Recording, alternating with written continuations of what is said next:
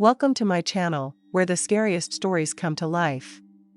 Before we dive into today's chilling tale, make sure to hit the subscribe button and turn on notifications, so you never miss a story. Now, let's get into the horror.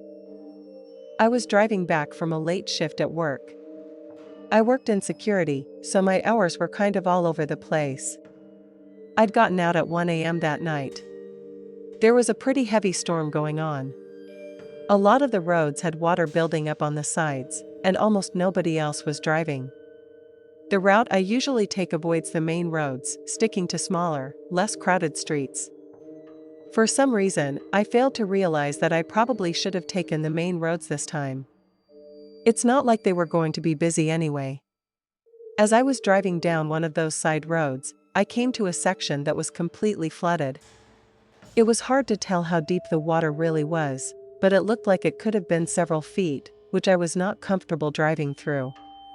I knew this meant I'd have to backtrack the whole way, so I was already frustrated. I put my car in reverse and started to back up to do a three-point turn when my car suddenly started frantically beeping. I hit the brakes, unsure of what was going on, until I looked over my shoulder and saw it.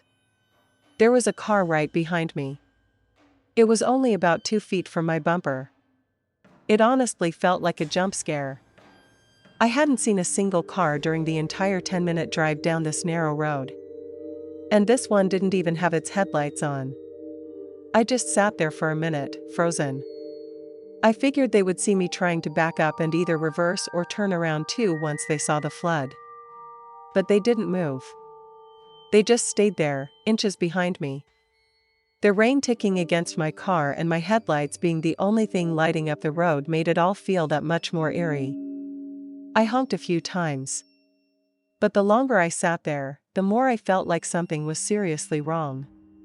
Then their door opened. A man got out. He was wearing all black and had a hood pulled over his head, hiding most of his face. He walked up to my driver's side window and knocked a few times. I didn't roll it down. He didn't say anything. He just kept knocking.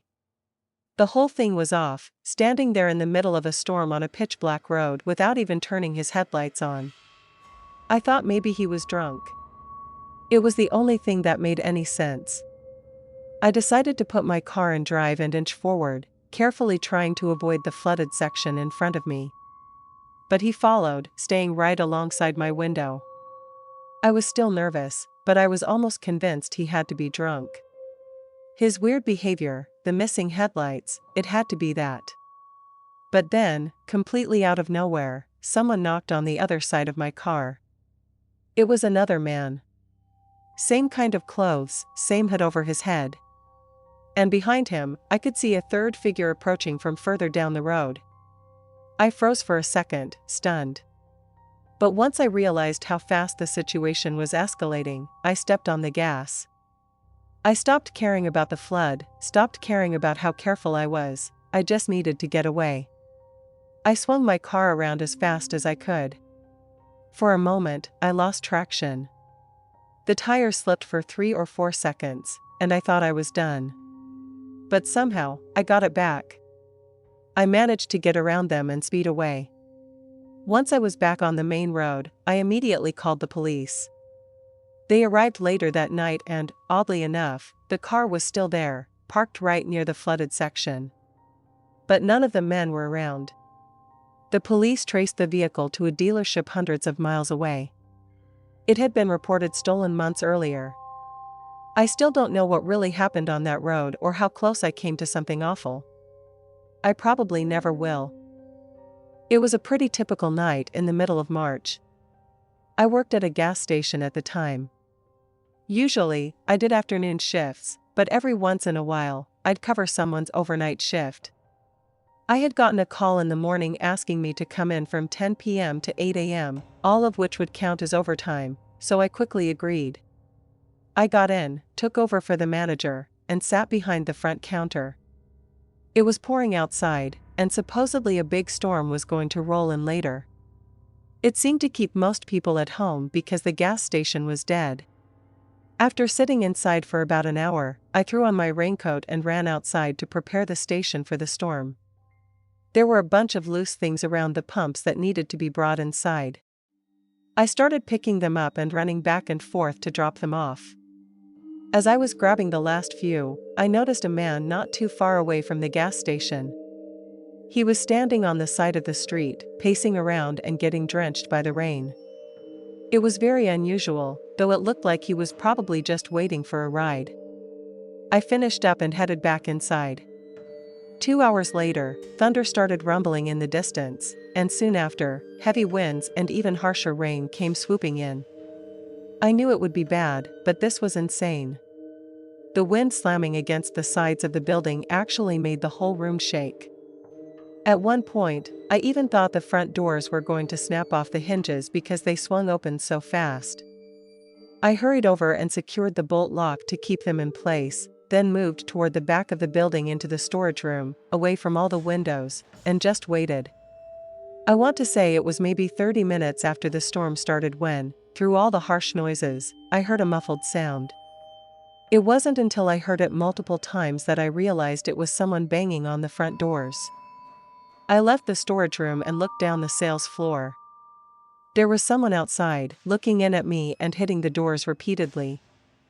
I hurried over and unlocked it, thinking he was in trouble and needed help.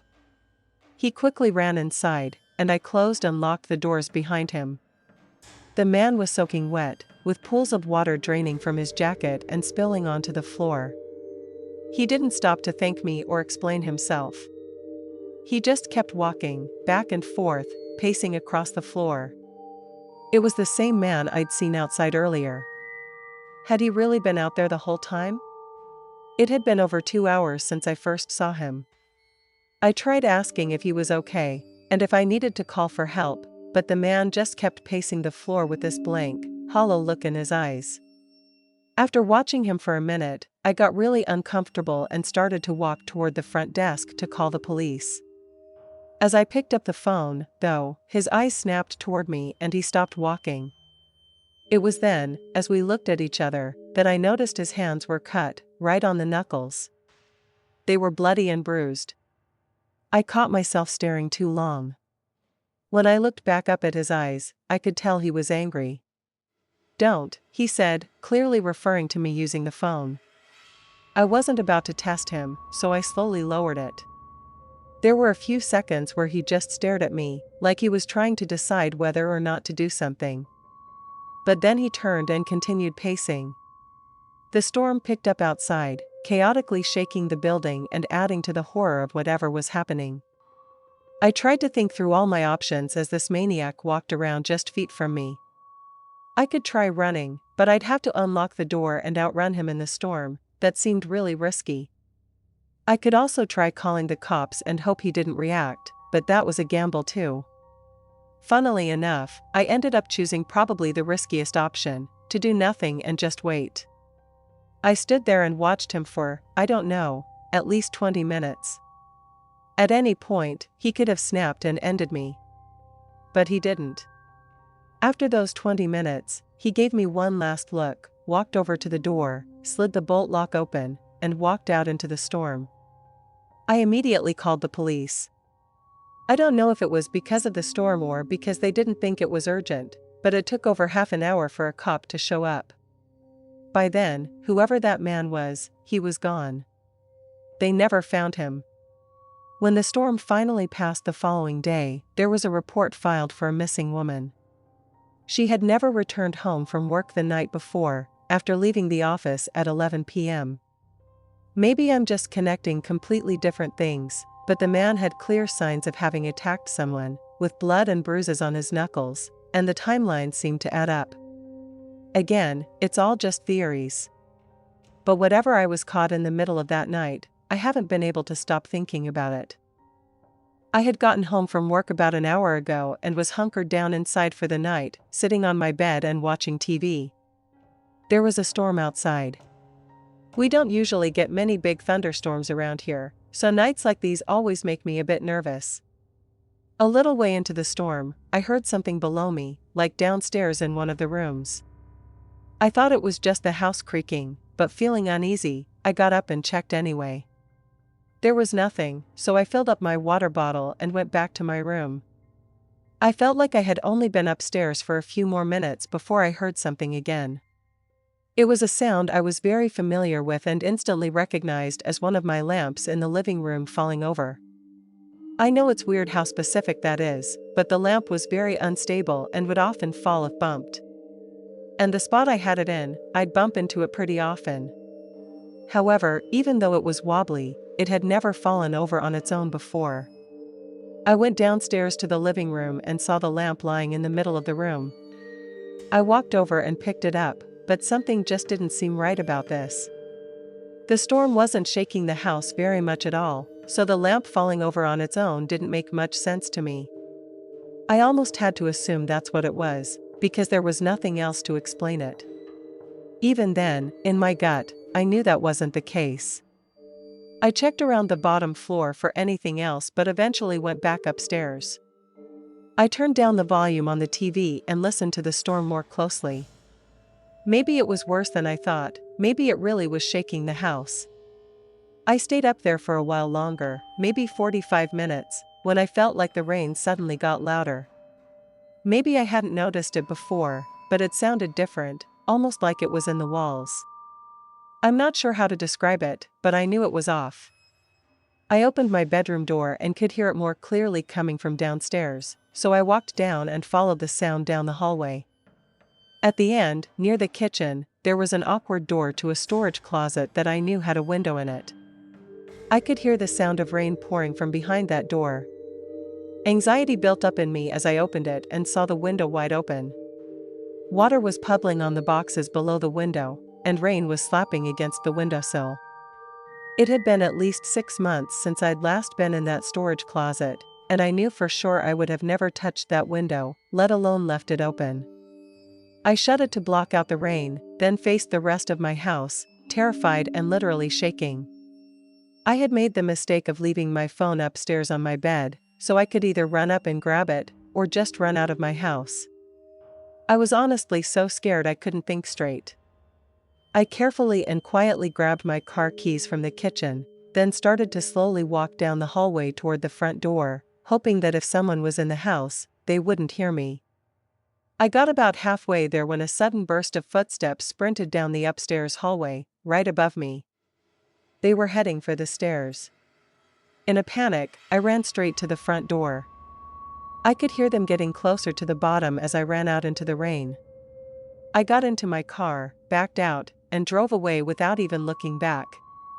I was able to call 911 through my car. The officers found nothing but an empty house when they got there. Looking further into it, the wall in the closet with the window ran along the end table that had the lamp on it, so likely the vibrations from someone trying to bust open the old window knocked the lamp over. Whoever had broken in didn't leave any clues about what they came for. It seemed like they had found somewhere upstairs to hide and were probably waiting for me to go to sleep before doing whatever they were planning. Whether that was to rob me or something else, I don't know. It's still disturbing knowing someone was walking around my home, just outside my bedroom door, while I was sitting there watching TV. Even now, I randomly get unsettled when I'm just hanging around at home, feeling like I'm not alone. Thanks for sticking around till the end. If you enjoyed the story, don't forget to give the video a like and leave a comment with your thoughts. And if you haven't already, hit that subscribe button and turn on notifications so you never miss a terrifying tale. See you in the next one.